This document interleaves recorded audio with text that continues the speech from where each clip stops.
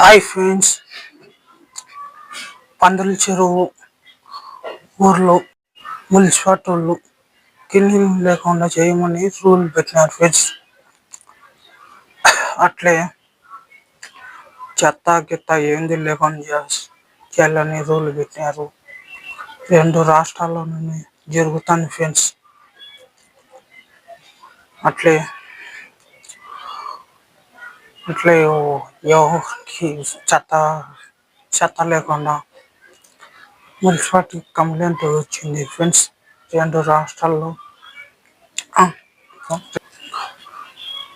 చెత్త లేకుండా క్లీన్ చేస్తున్నారు ఫ్రెండ్స్ మున్సిపాలిటీ వాళ్ళు.